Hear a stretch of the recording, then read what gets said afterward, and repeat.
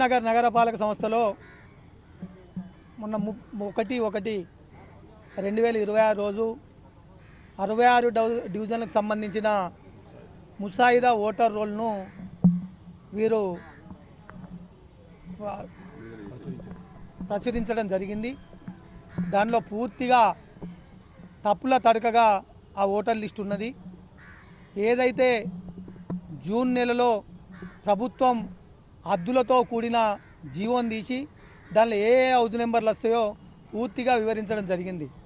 దానికి భిన్నంగా పూర్తిగా హద్దులు ఏదైతే నార్త్ నుంచి వెళ్ళి ఈస్ట్ సౌత్ వెస్ట్ మళ్ళీ నార్త్ వరకు కూడా ఉన్న బౌండరీస్లు అన్నీ ఆ మధ్యలో వచ్చే హౌస్ నెంబర్లు అన్నీ కూడా కేంద్రీకరించి అవి దాదాపు ఏదైతే మన కాన్స్టిట్యున్సీ ఉన్న ఓటర్ లిస్టులో పార్ట్ దాదాపు పోలింగ్ స్టేషన్స్ 5, 6, 7, 8 పోలింగ్ స్టేషన్ల నుంచి వెళ్ళి అవి విడివిడిగా తీసుకొని, ఎందుకంటే ఒక్కొక్క పోలింగ్ స్టేషన్లో 4-5 డివిజన్లు వచ్చే అవకాశాలు ఉంటాయి కాబట్టి మరి ఆ జీవో ప్రకారం హద్దు లోపట్లే తీసుకోవాలి కాబట్టి ఆ విధంగా ఓటర్ లిస్టు తయారు చేయాల్సిన అవసరం ఉన్నది. కానీ అది 7-8 పిఎస్ల నుంచి వెళ్ళి కాకుండా ఇప్పుడు చేసిన పద్ధతి చూస్తే ఆశ్చర్యమైంది. 60 పిఎస్లు 70 పిఎస్ల నుంచి వెళ్ళి తీసుకొని చేస్తే ఒక్కొక్క డివిజన్ల 100 నుంచి వెళ్ళి 1000 వరకు 100 నుంచి వెళ్ళి 1000 వరకు ఓట్లు వేరే ఓ డివిజన్లో పడడం జరిగింది. దాని మీద ఇలా బీఆర్ఎస్ పార్టీ ఆధ్వర్యంలో కరీంనగర్ కమిషనర్ గారిని కలిసి మా గౌరవ మాజీ బీఆర్ఎస్ పార్టీ కార్పొరేటర్లు, డివిజన్ ఇన్ఛార్జీలు, మరి అదేవిధంగా డివిజన్ అధ్యక్షులు, నాయకులు అందరం కలిసి వారికి రిప్రజెంటేషన్ చేయడం జరిగింది. మరి ఆ ఒక్కొక్క డివిజన్లో 100 నుంచి వెళ్ళి 1000 ఓట్లు ఈ విధంగా వేరే డివిజన్లు వచ్చినట్టయితే చాలా కన్ఫ్యూజ్గా మరి ఎలక్షన్ జరిగే అవకాశం ఉంటుంది కాబట్టి వాటిని సవరించాలి. దాంతోపాటు ఒకటే హౌస్ నెంబర్ల 4 ఓట్లుంటే 4 జాల్లో రావడం, అదేవిధంగా హౌస్ నెంబర్లు సీరియల్గా రాకుండా ఒక హౌస్ నెంబర్ ఇక్కడ వస్తే దాని పక్కన ఉన్న హౌస్ నెంబరు ఒక 5 పేజీల తర్వాత రావడం, దాదాపు 1 నుంచి 5,000 సీరియల్ తయారు చేస్తే వాళ్ళు ఒక్కొక్క దానికి సంబంధం లేకుండా ఉంది. వెంటనే మొదలు వేరే డివిజన్ నుంచి వెళ్ళి ఈ డివిజన్లో పడ్డ ఓటర్లను తొలగించి ఏ డివిజన్ ఆ డివిజన్కే యాడ్ చేయాలని వారికి రిప్రజెంటేషన్ జరిగింది.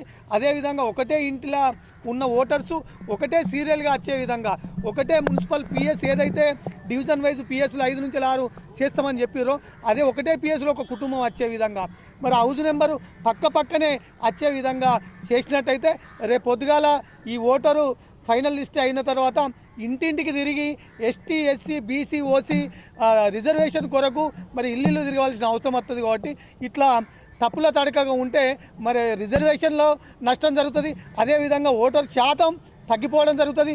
పోటీ చేసే వారికి కూడా ఇబ్బంది జరిగే పరిస్థితి ఉంటుంది.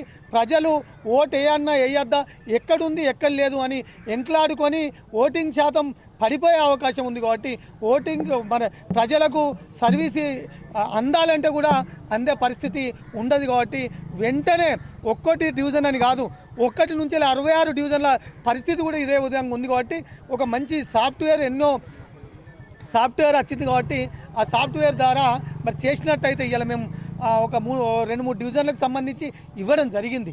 మరి దాని ప్రకారం చేసినట్టయితే పూర్తిగా ఒక మంచి ఓటర్ లిస్టు తయారవుతుంది. ఆ డివిజన్ వైజ్ తయారు చేసినప్పుడు పోలింగ్ ఎక్కువ శాతం అయ్యే అవకాశాలు ఉంటుంది. మరి అక్కడ సర్వీస్ ఇచ్చే ప్రజాప్రతినిధులు కూడా గెలిచేందుకు అవకాశం ఉంటుంది, ఆ ప్రజలకు సర్వీస్ ఇచ్చే అవకాశం ఉంటుంది. కాబట్టి వెంటనే సవరించవలసిందిగా కమిషనర్ గారిని కోరడం జరిగింది. పత్రికా ముఖంగా కూడా అధికారులను కోరుతున్నాం, తప్పకుండా ఆ విధంగా చేయాలి.